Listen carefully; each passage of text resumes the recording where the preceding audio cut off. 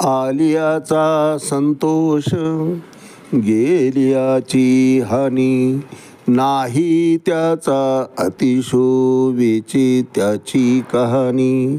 ऐसे संकल्प विकल्प देही वरी वरी, मुंडलिया होईल काही, तरी बहुरुपयाच्या ठाई, काही नट नसे रैया. माऊली ज्ञानेश्वर महाराज की जय. देवते संत निमित्त त्या प्रतिमा, मी तो सांगतसे भावे, असो ठावे सकळ निराकारी ओस दिशा, येथे इच्छा पुरतसे. तुका म्हणे रोकडे केने, सेविता येणे पोटधाय. देवते संत निमित्त त्या प्रतिमा. अहो अहम ब्रह्मास्मी हे तत्व साधकाच्या ठिकाणी बिंबत साधकाचा सिद्ध होतो. साधकाचे सिद्ध झाले येण्याची पंथे माऊली तर सांगतात. अशा साधकाला पूर्ण ज्ञानाची प्राप्ती झालेली असते महाराज. मग भेद नाही देवातया, अद्वैत भाव निर्माण होतो. देवामध्ये आणि जीवामध्ये, शिव आणि जीव यात फरकच निर्माण दिसत नाही महाराज. शिव तत्वाशीच तो एकरूप होऊन जातो. जीव ईश्वरी तत्वाशी पूर्णपणे जोडला जातो. म्हणायला देव भक्त असतात, परंतु ते एकच होऊन जातात. जैसा दीपे दीप लाविजे, तेथ आधील कोण हे नोळखीजे, तैसा सर्वस्व जो मज भजे, तो मीच होऊन ठाके म्हणतात माऊली. भगवंत सांगतात अर्जुनाला की दिवाळीचा सण, दिव्याला दिवा लावावा आणि एका त्रयस्थाला विचारावं की आधीचा दिवा कोणता, नंतर पेटवलेला दिवा कोणता. हे जसं ओळखणं अवघड आहे अर्जुना, तसं जीवाला मी माझ्याच ठिकाणी इतकं एकरूप करून टाकतो, त्याचा अंगीकार करून त्याला मी सायुज्य मुक्तीच प्रदान करतो.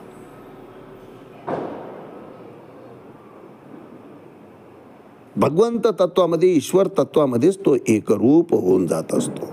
फक्त योगाभ्यासात कसं स्वतःला स्थित करावं याचं चिंतन आपण 14व्या श्लोकात केलं आहे की प्रशांत आत्मा विगतभी ब्रह्मचारी व्रते स्थिता, मना संयम्य मच्चित्तो युक्त आसीत मत्परा. चित्त स्थिर चित्तानं, स्थिर मनानं भगवंताच्या ठिकाणी ब्रह्मचारी व्रत स्वीकारून सर्व कामनांचा, इच्छांचा, विषयांचा त्याग करून भगवंताशी एकरूप होऊन जाणं, भगवंतावर पूर्ण श्रद्धेनं त्याच्या ठिकाणी लीन होणं, हे योगाभ्यासाचं मूळ तत्व आहे.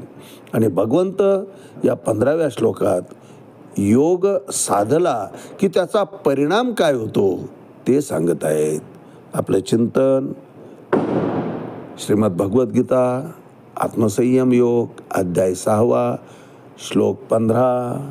युंजन्नेवं सदात्मानं योगी नियतकल्मषा शांती मत्परमा मत संस्थामधिगच्छति. अर्थात मन, शरीर आणि क्रिया यांच्या संयमाचा निस्तर अभ्यास करून त्याचा ध्यासच मनाला लावून घेणं.